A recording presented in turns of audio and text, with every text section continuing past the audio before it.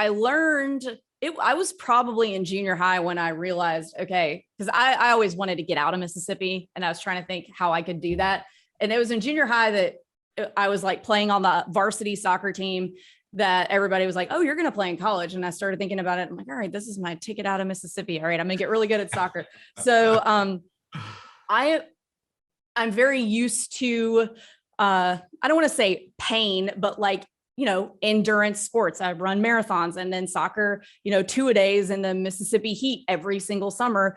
You just kind of learn what hard work feels like and not just quitting when you get uncomfortable. So definitely a lot of the stuff that I learned just psychologically, just how to push through stuff from athletics has definitely translated over to the entrepreneurship world. Well, I was not prepared for that answer, but I love it. I love that. And like I said at the beginning, when I was asking the question, it's sometimes our preparation comes from the most unlikely places.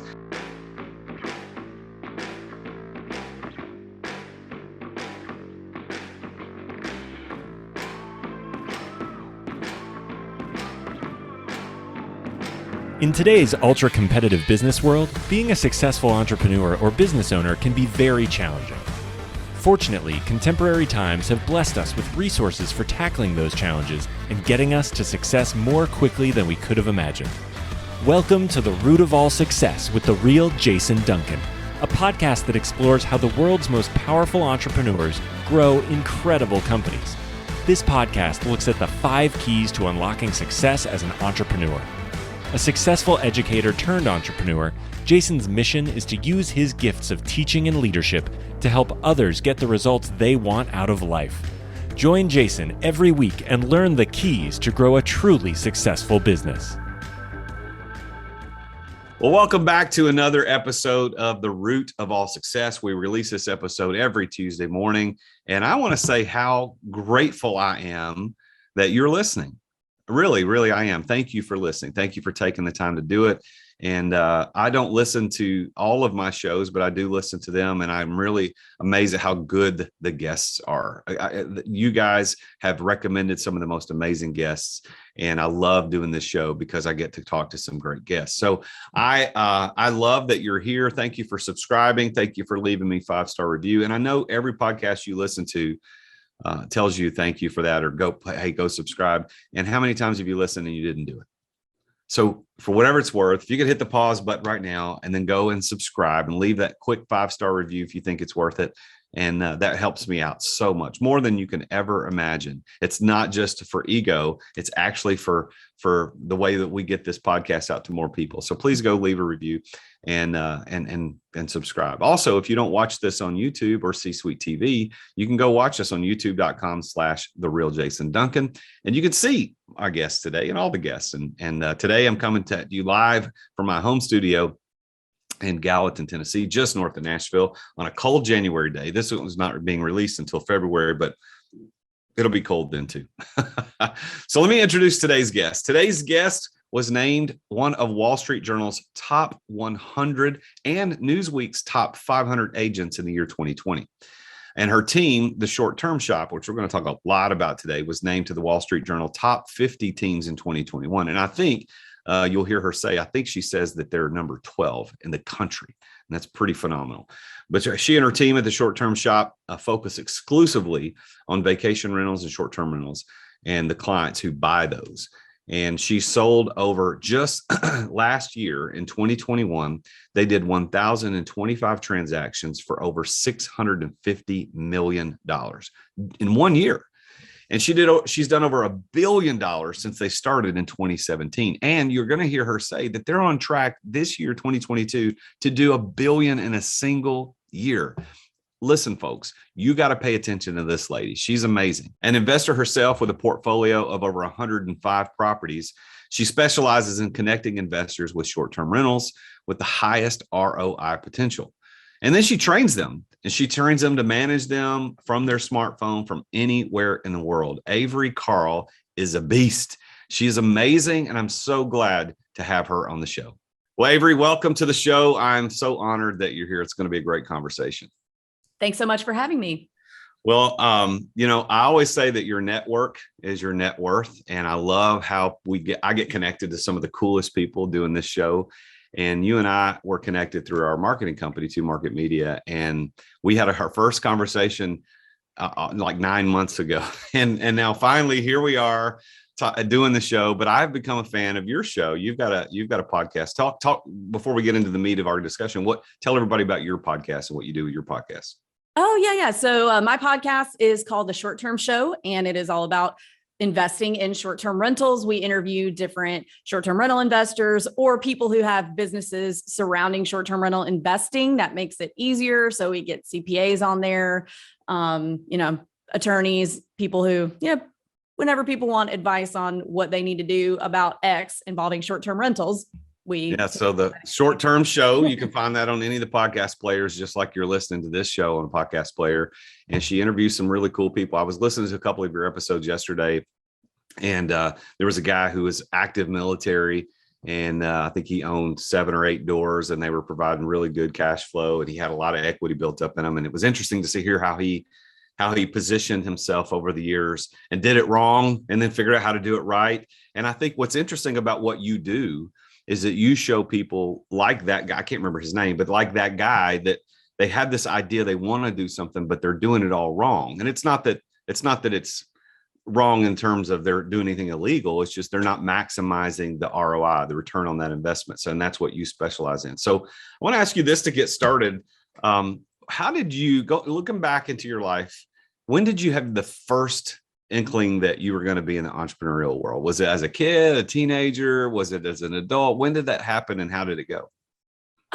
So I guess it was probably when I was an adult. So I graduated undergrad from University of Texas in 2009, which was the absolute worst time to graduate in the history of the American economy. There were no jobs. And so I was playing in bands and touring in bands. So I did that for a little while longer and bartended until about 2013. And I told myself, all right, you know what? Jobs are back. It's time to go get your master's and let's be a real person here and let's start a career. And I thought that was the right thing to do. And on my third corporate job in as many years and my second performance improvement plan, which those of you who don't know what a performance improvement plan is, it's basically a 30-day notice that if you don't get your act together, you're going to get fired. You're getting fired. Yeah. So on my third one, I was like, you know what? Maybe it's not my bosses that are jerks. Maybe I'm just not good at this employee thing. And that was my first inkling. I kind of thought looking back at my parents and my grandparents, none of them had corporate jobs. They all had their own businesses. And I'm like, well, I guess I didn't really have a role model that was a corporate employee. So let me just try this entrepreneur thing. So it was the getting fired or getting close to getting fired several times in a row that made me think, well, you know what? This is you. You're not a good employee. So let's do something else. What job? What were you doing? What was your corporate gig? So I have an MBA with a focus in marketing, and my first one was actually sales. My second one was for a big email marketing company that does all the big emails for if you're on the Walmart list, that was my client, Sam's Club, Marriott hotels, places like that. And then my third one was in the music business. So I was a marketing manager for a publishing company in Nashville. Is that how you get into Nashville? Because I think you have a phone number that I'm familiar with. Yeah. So don't live in Nashville anymore, but we did live there for about 7 years. And we moved to Nashville from New York City and got my master's at Belmont. And then all 3 of those jobs were in Nashville. Wow. So you've been New York, you were lived in Texas while you were doing your undergrad, Nashville, and now you're in Florida, right? You're living down on the Emerald Coast. Yes. It's beautiful down there. We just recently discovered it down there. Honestly, my wife started going to Gulf Shores, which I don't know if that's technically the Emerald Coast, but she started going to Gulf Shores with her sister and her mom and our daughter as kind of a fall girls trip about, I don't know, 8 or 9 years ago, maybe not that long ago, but they started going, and I'm not a beach person, so I never was interested in going. So I would go ride my motorcycle in the mountains. I'd do whatever while they were doing that. But about 3 years ago, 2 or 3 years ago, we made our venture down to Destin and took our RV for the first time down to the coast. And I had a blast, and we ended up going all the way down 38, went all the way to Panama City. So you live in a beautiful, beautiful part of the world. So it's a little different than New York City right now, huh?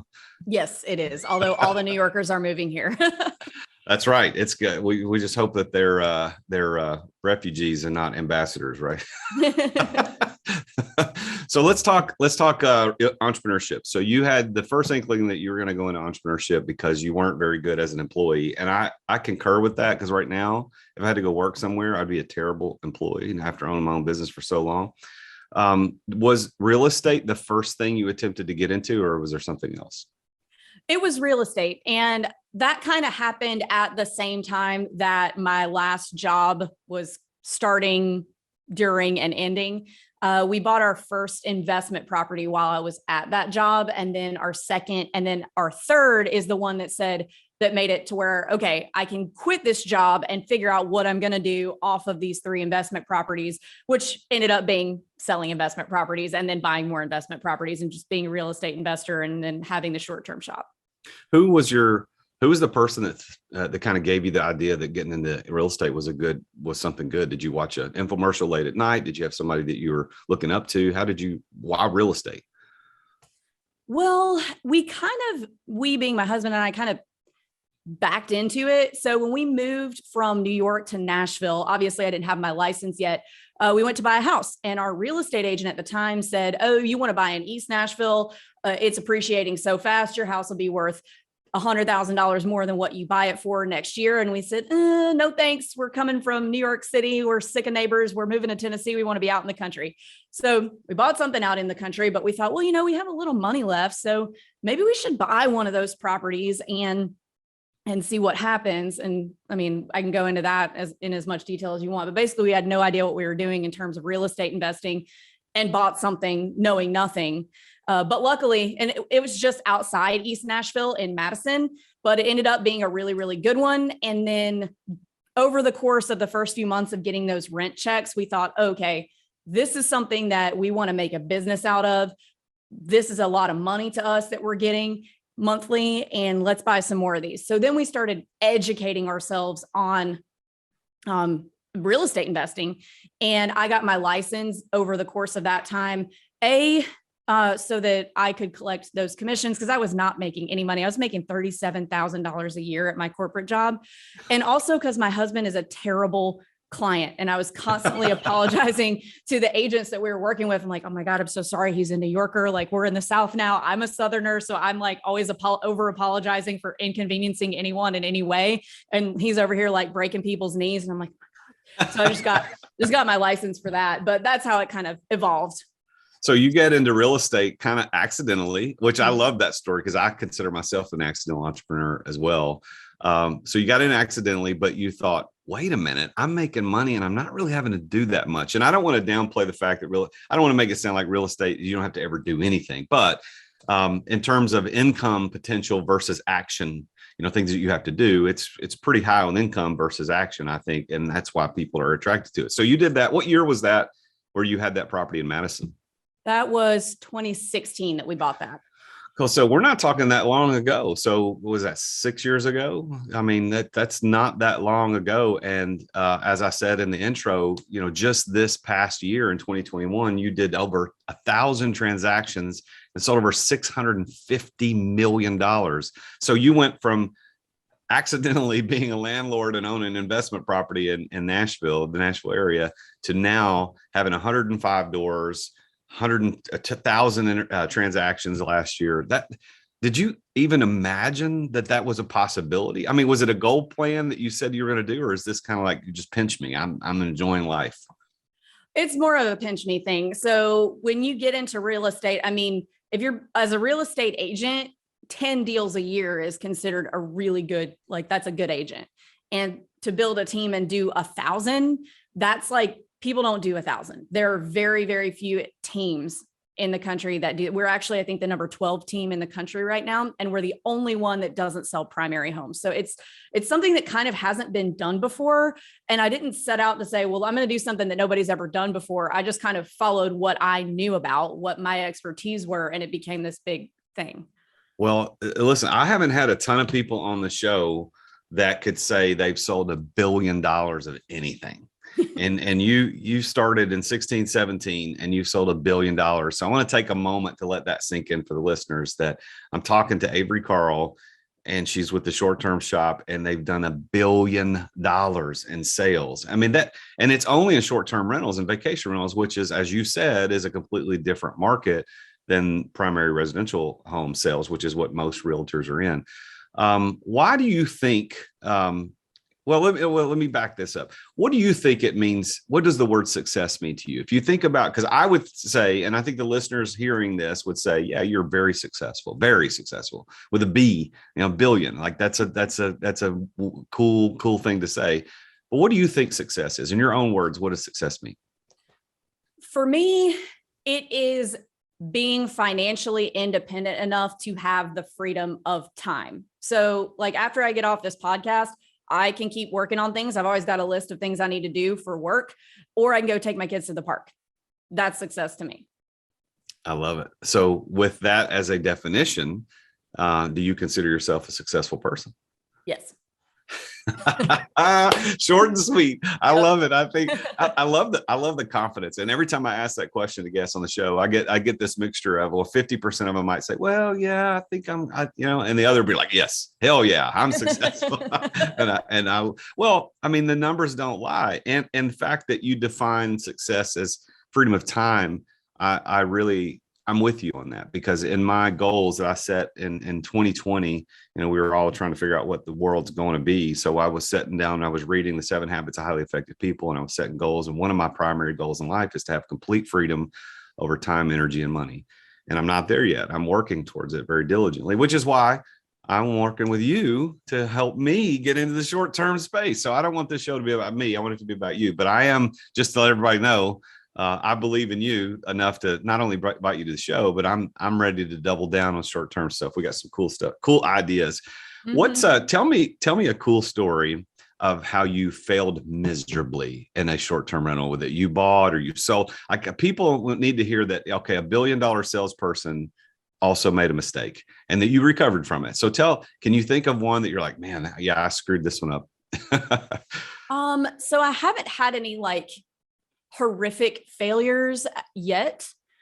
I would say most of my failures come from inaction. Like, there are several properties that come to mind that are painful for me to think about, that Luke and I, my husband, got under contract on and like decided halfway through, hey, I think we're going to get a little in over our heads on this. We don't want to go through with it. And it wasn't that there was anything wrong with the property necessarily, but we were like, there's just one too many things about this one. I think we're just going to terminate that. Now I'm like, we would have cash flowed great on that. And it's worth 3 times what it was when we had it under contract. And that would have been cool to not do, to not fall out of contract on. So we haven't taken any actions that we've regretted, but there's been some inactions that I definitely think are failures. I think that's the coolest part. I think I tell this to my coaching clients all the time. I say, if you lined up 100 entrepreneurs, just 100 side by side, and you said, are your regrets related to actions that you took that were wrong, or inactions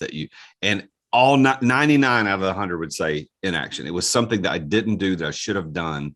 And that one person might say, yeah, I screwed up by doing X. And I love that, because I feel like that the root, which is the root of all success is about action. I can teach you as a coach. You can teach me as my coach in short-term rentals. But if we don't act on it, there's no magic. Nothing happens. Now, let's flip that, Avery, on the other side. So we talked about a failure of an action. What's one of the coolest stories that you can remember being in real estate, about whether it was a huge profit that you unexpectedly made, or there was a family that you affected in a way that you didn't expect? Or what do you think about when I ask that question? I mean, there have been quite a few families that have really changed the trajectory of their families' lives by buying short-term rentals. And there've been several times over the course of the years that, we'll be finished with the transaction. We've taught them how to manage it. So they're ready to go. They're like rocking, and I don't hear from them for a few months. And then out of the blue, I'll get a text or an email from them saying, hey, I just wanted to thank you so much, because the income from this has allowed me to stay home with my parent who's at, an end of life care, or has allowed one spouse to be able to stay home with the kids and not have to do daycare. And there's just been a number of different stories like that where people have said, hey, like, you really helped me change something. And I really appreciate that. So that will never get old. I love that the focus of your answer there was about how people have been affected, because I look at wealth, the creation of generational wealth through whatever means, whether it's real estate or business or cryptocurrency, whatever you're doing. You happen to be in real estate, but whatever it is, the creation of that wealth is not for your own benefit, although that is one of the reasons you do it. But the fact that we get to change the world, when you sell $1 billion of real estate or 650 million in 1 year, you're changing lives, and you're making an impact on this world that is never going to be undone. So congratulations to you on that success. Thank you. And I'm so happy that we know each other, and I'm really excited about getting started with you and your team. I've already talked with somebody on your team, a real estate agent on your team. We went and looked at some places last weekend while we were down in Florida, and we're going to look at some places in Tennessee, and talk to one of because you don't only have the short-term shop, you've also got the mortgage shop too. And I've talked to somebody over there. You want to talk a little bit about your empire that you're building around short-term rentals? Yes. So last year, we started a mortgage arm called the Mortgage Shop, because all of our buyer clients were running around trying to find what the best product for short-term rentals as far as lending is and what they could get. And they're having to call all these people and can't get a hold of anybody. And, they're all confused because they have 100 different people they're trying to get a hold of. So we have done our best, and it's constantly a work in progress, to bring all of those loan products that are most commonly used and the best tools to invest in short-term rentals under one roof and in-house. So it's like, oh, what do you need? You need a conventional loan. We have that. You need a DSCR loan, like an asset-based loan. Oh, cool. We have that too. And it's all under one roof so that everybody can quickly get to what they need. So you've got the mortgage company now under your umbrella. You've got the short-term shop, which is the real estate. Is that the actual name of the real estate agency that you have, or is there a different name for that? Yeah, so we are technically a team. The short-term shop is a real estate team that is brokered by EXP. So I have to say that, or else I get in trouble. Okay. So the real estate sales side is the short-term shop. The mortgage side is separate, obviously, from that, and is the mortgage shop. So you've got the mortgage and you've got the short-term shop. So when was it that you made the decision that short-term was going to be your thing versus long-term rentals like you did on that original property in Madison? So I actually own, of the 105 doors that I have, 8 of them are short terms. I am definitely not somebody. There's a lot of short-term people out there that are like, short terms are the right and only way. It has to be short terms. I don't agree with that. I think a diverse portfolio is 100% essential. And I look at short-term rentals as like little cash flow turbochargers to help you get to a larger portfolio faster. Now, the good thing about real estate investing is there's no wrong way to do it. There are people out there that have only long terms. There are people out there that have only short terms, and neither one of those things are wrong. But I like to have a little bit of everything, because you never know what's going to happen. COVID being a good example of that.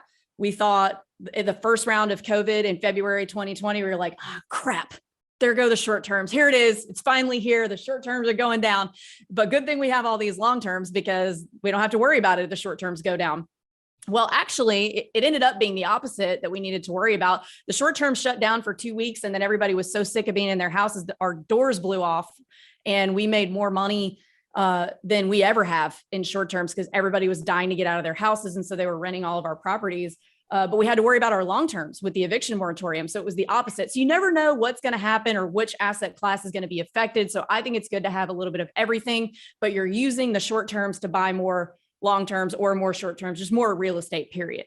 Are all your long terms, are they single family residences or any multifamily? A mix of both. So we just started in multifamily last year. So we have 3 apartment buildings. There are 2 12 units and 1 26 unit. Everything else is a single family or a duplex long term. Okay. So what's interesting about my journey through the real estate thing as an entrepreneur who's been successful in businesses, building businesses, and building just businesses from not real estate, but other businesses. When I started introducing myself into the real estate concept, multifamily was the thing I was most interested in. So I was doing I was reading all the books about it. I was listening to the podcasts about it. Everything was multifamily. And I wanted to buy an apartment complex so bad I couldn't hardly see straight. But somewhere in that journey, I guess I got too many times of cold feet before I pulled the trigger on making an offer on an apartment complex. My wife and I had this conversation about short-term rentals, and we just wanted to buy a couple in places where we like to vacation anyway, so that it would be there anyway. Not that we would use it all the time, but it would be there.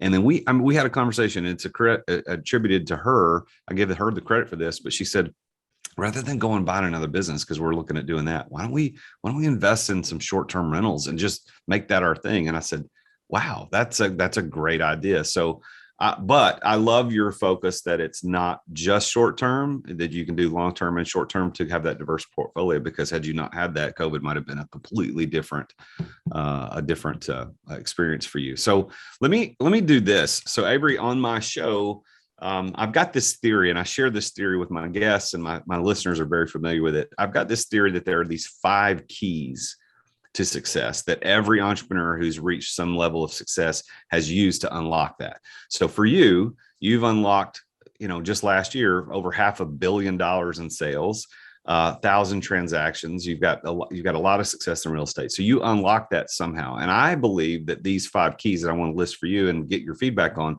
were probably present. And they have been in every guest I've ever had on the show. So I want to go through those one at a time and see what you think. Okay. Is that cool?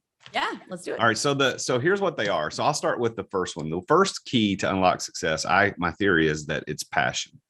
And most people, when they hear me say that, they think that I mean you have to love it and be excited about it. And while that is something important, that's not what I mean. If you actually look at the root word of passion, it means willing to endure for a cause. And so that's why, for those of us who follow Jesus, we know that the last week of his life on earth was called the Passion Week, that. And I always wondered, why do we call it that? Because he didn't seem very excited about it, but he was willing to suffer. So that's what it means. So in the story of your success, you becoming such a successful real estate mogul, where do you see willingness to endure, which we call passion, in your story? Is there a specific place where your back was up against the wall and all the chips were down? You're like, I'm going to push through because I think it's worth it.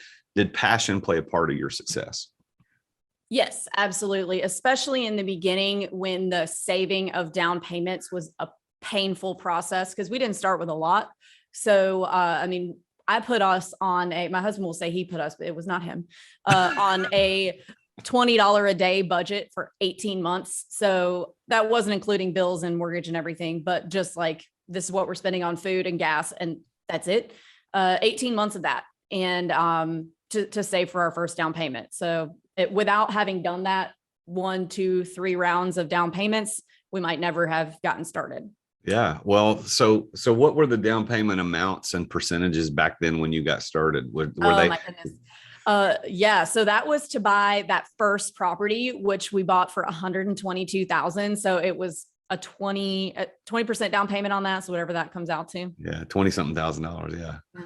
Wow. So you're making 37 grand. You didn't say what Luke was making, but it is Luke, right? Am I getting his name Luke. right? Yeah. Okay. So Luke, so you didn't say what he's making. That's none of our business, but let's suffice it to say you weren't rolling in the dough, but you somehow be able to scrape through. Your passion pushed you through to endure, to say, we're going to save this money, doggone it. We're going to buy that house. And 6 years later, you've done that a billion times. Okay. So that's cool. So I see passion in there. Now, the second key to success is being in the right place at the right time. And you'll notice that all the keys start with the letter P. So passion and place, right place, right time. And I'm not meaning dumb luck where you just happen to actually be there, but you probably made your own luck. But where was the right place, right time for you? It sounds, I've got a couple of clues based on your story, but I want to see what you think. Well, for us, if I had tried to get to sell or to buy short-term rentals, even like 10 years earlier, even like 3 or 4 years earlier, it may not have worked, because it was really the inception of Airbnb that made short-term rental investing a viable asset. Whereas before Airbnb, there was VRBO, but it wasn't it didn't like come on the scene quite as fast. It didn't hit quite as hard. It was just really difficult to be able to make money with a vacation rental because you had to put them on the local property managers, which charged 25 to 40%. So it was definitely very much just like the right point in history that we happened to buy something. And then even like getting even more of a granular level. So when we bought our first short-term rental, the reason we did that, the reason we chose that, and the reason we chose the Smoky Mountains for our first ones, because we lived in Nashville. We had just been on vacation to the Smokies. And we thought, well, we have this one little down payment left. So what can we buy that's going to make us the most amount of money the fastest so that we can buy the most real estate, more real estate faster? And we didn't want to do that in Nashville. We landed on short-term rentals because they cash flow harder. So we didn't want to do it in Nashville because the regulations are just constantly changing. We didn't want to have to deal with that. So we said, well, where can we invest that it's the normal thing for people to just go rent a single family home? And so we said, oh, we just came from the Smokies for a vacation. Like everybody goes there to stay in cabins and somebody owns those cabins. Why not us?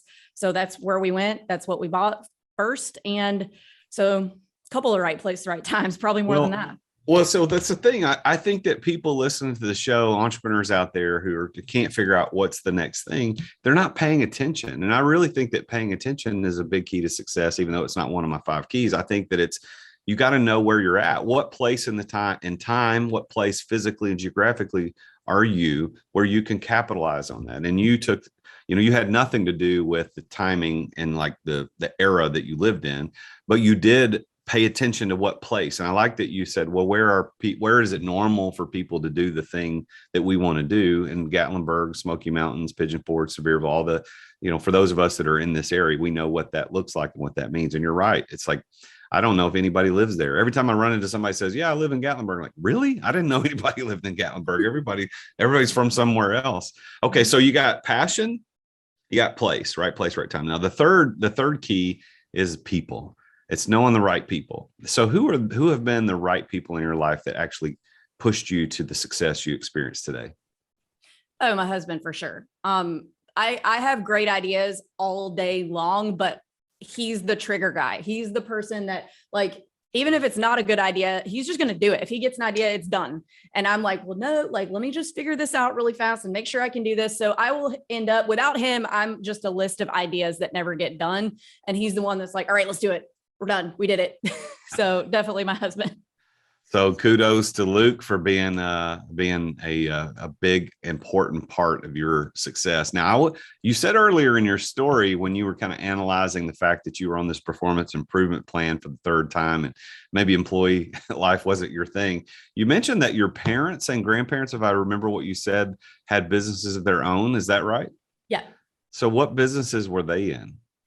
My dad is a chiropractor, and then my grandfather on both sides. So my mom's dad is an actuary, and he has his own actuarial business, and they service a bunch of different insurance companies in the Southeast. And then my other grandfather on my dad's side was kind of like a serial entrepreneur. He had several different businesses over the course of his life, but they were always surrounding like industrial, like he had a cooling tower company. And then now they still have one called Delta Centrifugal. It's in Texas, and they basically make cylindrical machine parts. And that's really all I know about it. But like there was never somebody that in my family that was like, oh yeah, I guess I'm going to go off to my corporate job today. Hope my boss says that I'm doing a good job. So did they ever encourage you before you went into entrepreneurship? Did they ever say, hey, you really should think about doing your own thing? Or did that ever come up? It never really came up. It was definitely encouraged. Like everybody in the family is going to college. We're paying for this. You guys are doing this. And there was never any pushback on that. Everybody wanted to go, but it was just like, you're going to college and you're going to get a job or start. Like, it was never like, oh, maybe you want to try and start your own business instead of doing this. Our parents were very encouraging about us doing what we wanted to do, which I just kind of thought, I guess, because of society that, oh, I need to just go get a corporate job. It kind of seemed like, even though I didn't have a role model who had a corporate job, it just seemed like that was what I was supposed to do. So I just did it. Entrepreneurship kind of seemed like something that other people do. Yeah. Well, that's kind of weird. I think that you, as you mentioned, who your biggest person to push you to success, you mentioned your husband first thing, but I think that your parents and grandparents probably had more influence on you than you give them credit for. Not that you're discrediting them, but Right. I think that if you really think through that, just growing up in a family where you saw people doing it, even though it wasn't overtly encouraged, who knows how much that influenced you. If they'd all been, managers at the grocery store, it might be a different story. How many siblings do you have? Two. I have a younger sister and a younger brother. And are either of them entrepreneurs at this point? My sister has a corporate job, but she does have like a side online business. And then my brother is in the military, actually. Oh, okay. Well, cool. Well, is he career military? Is he going to be coming out, or is he like entrepreneurship still options for him? So he's 23 and he was top of his class in biomedical engineering. He was going to be a doctor. And I think he just was like, I don't want to just go to Mississippi State. We grew up in Starkville, Mississippi, where Mississippi State University is. So that's where everybody goes to school. I did not go to school there. Yeah. Yeah. I went to University of Texas, but I think my brother was like, I don't want to he got out of school and was like, okay, well, my next thing I'm going to do here is take my MCAT and go to probably UMC, University Medical, or whatever the medical school in Tennessee, in Mississippi is. I don't even know. And I think he was just like, I don't want to just live in Mississippi my whole life and like go straight into being a doctor. I want to like have some adventure. So he's doing special forces in the military. I think my guess is after 5 years, he's going to get out, go get his, go to med school and do something else, or I don't know what he'll do, but he'll do something cool for sure.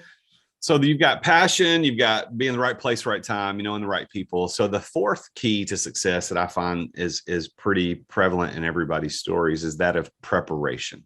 And what that means is having the know-how to pull it off. And where I find what's interesting, and I think in your story, is that preparation sometimes comes in the most unlikely of scenarios. Your preparation, it seems to me like part of your preparation was the fact that you sucked at the corporate world. That prepared you for something different. But what else prepared you for your success in real estate? College athletics and lifelong athletics, basically. So I went to University of Texas on a soccer scholarship. But I learned I was probably in junior high when I realized, okay, because I always wanted to get out of Mississippi and I was trying to think how I could do that. And it was in junior high that I was like playing on the varsity soccer team that everybody was like, oh, you're going to play in college. And I started thinking about it. I'm like, all right, this is my ticket out of Mississippi. All right, I'm going to get really good at soccer. So I'm very used to, I don't want to say pain, but like, endurance sports. I run marathons and then soccer, 2-a-days in the Mississippi heat every single summer. You just kind of learn what hard work feels like and not just quitting when you get uncomfortable. So definitely a lot of the stuff that I learned just psychologically, just how to push through stuff from athletics has definitely translated over to the entrepreneurship world. Well, I was not prepared for that answer, but I love it. I love that. And like I said at the beginning, when I was asking the question, it's sometimes our preparation comes from most unlikely places. And I remember I had a guest on the show one time early on in the recordings, and we were recording live in person. He was sitting across from me and we talked about some of these things, and he had never thought about what happened early in his life and how it led to where he is now. And he broke down. It's like, man, we got to stop recording, because he had not thought about it. And I think that entrepreneurs listening to the show need to understand that just because you want to go into something doesn't mean you're prepared for it. Maybe think, dig back deep. What qualities and characteristics do you have? What mental fortitude do you have that could prepare you for some specific type of entrepreneurship? So thank you for mentioning that. What position did you play in soccer? I was a goalkeeper, believe it or not. Goalkeeper. Well, I've never seen you in person, so I don't know how tall you are, but I would assume you're. No. So that's what goalkeepers are typically like 5'10", 5'11", and big. And I was my entire college career, I'm 5'7", so decent, but like 125, 130. And I was just really quick. So I definitely was not the stereotypical goalkeeper build. Well, I didn't play in college, but I did play in high school, and I was one of the goalies. I wasn't the top goalie, but I was one of the goalies. So I understand that. So, all right, let's talk about the fifth key. So you got passion, be in the right place, right time, knowing the right people, preparation. The last one's plan. And I already know the answer to this, but I'm gonna ask it anyway. But plan means what? How are you going to accomplish it? How are you going to deploy the financial capital to become successful? And you told the story of how Luke said, listen, $20 a day, baby. That's it. You're not getting anything else. We're going to save up this money and we're going to do this. That is what I hear from your story was your plan to actually pull this off. But that was property number one. But that's property one. What was your plan to end up selling $1 billion in real estate? How did you deploy the capital to make that happen? So for the sales side, that has been more of like, okay, this is what we do. We don't just sell the property to you and say, goodbye, I hope you enjoy your short-term rental. Don't call us anymore. We have a whole training program where we teach you everything that you need to know about how to manage it remotely, which is what made us the most money. So now you can make the most money and you will be successful. So I think by helping people become successful instead of just selling them a house and saying, see you later, that has what's grown our business the most. So I've really just had to like hire more people. There was never a plan that said, I want to get to this amount of sales. Like my plan when I first started was just to make $100,000 a year. Like I just wanted to make a nice, comfortable living. And it's exceeded that the first year. So there's not been a set plan or goal necessarily with the short-term shop other than, okay, we have about 30 more people that need help doing this than I can help. So now I need to hire some agents. And so now we're just constantly hiring agents and hiring more people so that we can streamline the process for our clients and make sure that they're getting the best learning experience they can. Because anybody can sell a house. Like my dachshund can write a contract on a house, but it's the making you successful part that is our goal. But there hasn't necessarily been a plan to get to that other than we have more people than we can service. So let's bring in some more people to help them. Okay. I appreciate the honesty in that. I think that the plan, I love it when I talk to people who have lots of zeros in their net worth and what they've been able to build, say, yeah, I just originally wanted to make six figures. It's so long ago in the past. I remember early 20s. I got a job and, my wife and I got married when we were 20 and 19. So we started behind the start line because we got married so early. But I remember having a job and one of my coworkers was celebrating.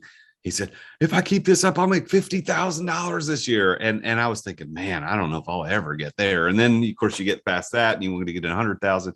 It's funny how our goals grow through success. And that's what I like about success is that, yeah, you're going to get there, but it's not a finish line. It always moves. You get to that one, you want to go to the next one, you go to the next one. So when do you think you'll hit 2 billion in sales? I mean, you did half a billion last year, or over $500 million. When do you think you'll hit 2 billion next year?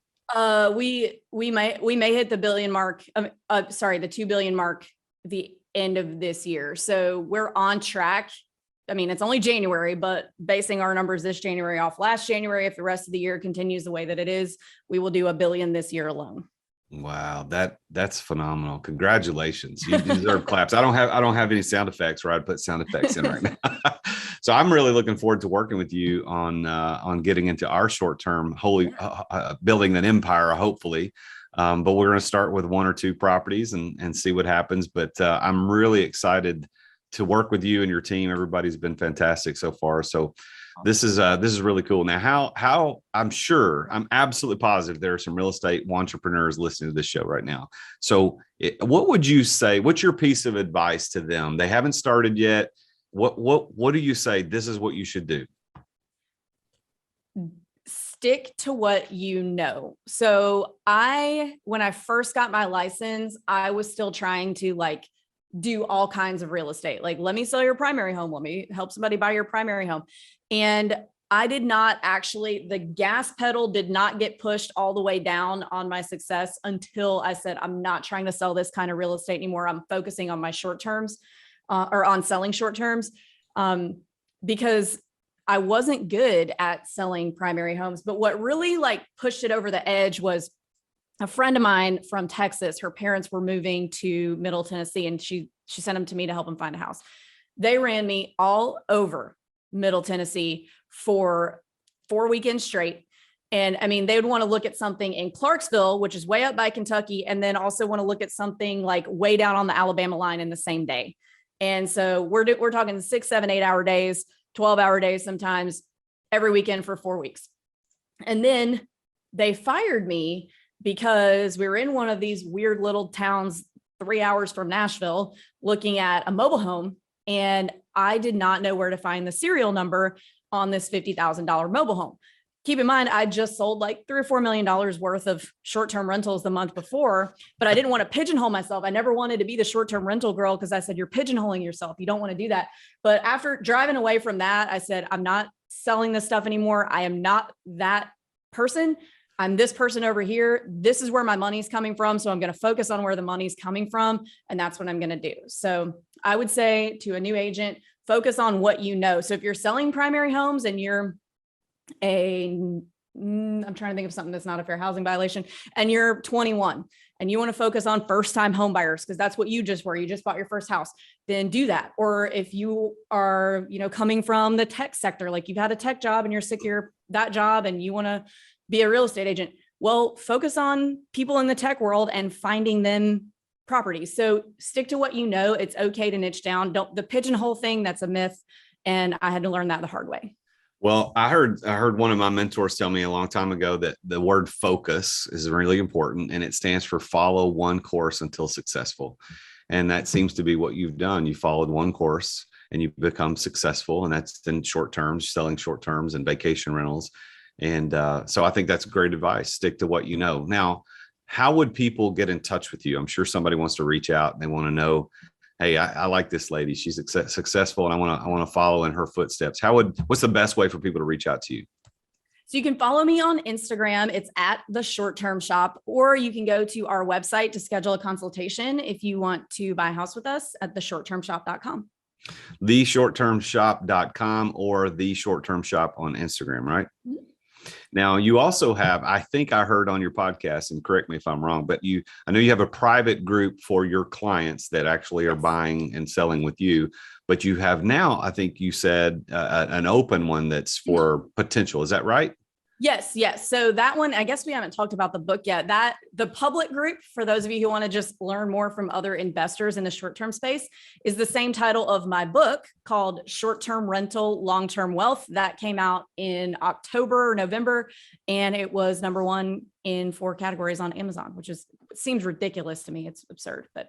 So you got a book. Just give me a brief thesis and synopsis of that book. What was the book about? The first half, it's an overview, a primer on how to buy a short-term rental. So the first half is how to choose a market, how to build your buying team, how to analyze a market, how to analyze a property, and the contract process. And then the second half is how to manage it remotely, so you don't have to pay a property manager.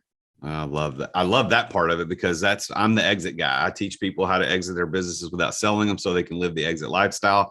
And I can teach you how to do it without doing it in real estate. But I know in real estate, that's the plan. You want to make sure that you're not having to flush or fix the toilets and do all that stuff. You could figure out how to make it work without having to be involved. So, well, Avery, I'm going to give you the last word. If there's anything else you want to say to the listeners, I'm going to give you the last word before we sign off today. Okay, so I guess I will give you a little bit of advice that I give other people that has worked for me is ready, fire, aim.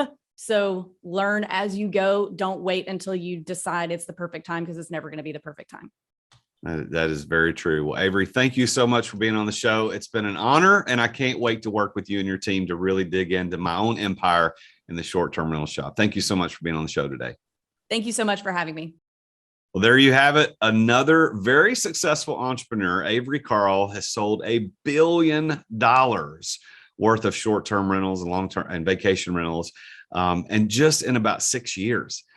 Listen, I don't care who you are, where you live, what you're doing, you can be successful if you apply these keys, just like she did: passion, place, people, preparation, and plan. You can do this. What is it that you're passionate about? What place are you in? What people do you know? What's prepared you? She talked about college athletics and preparing her in a way that she didn't expect. And her plan to take that $20 a day stipend that her husband gave her and himself, not just to her, but they figured out how to endure and get to the place where they bought their first property, and then the next and the next and next. And before you know it, they're doing $1 billion a year. The year 22 is going to be $1 billion year for them. That is absolutely phenomenal. And I congratulate her. I'm so glad that she was on the show today. Now, let me say this as you think about, well, how am I going to get to where I need to go?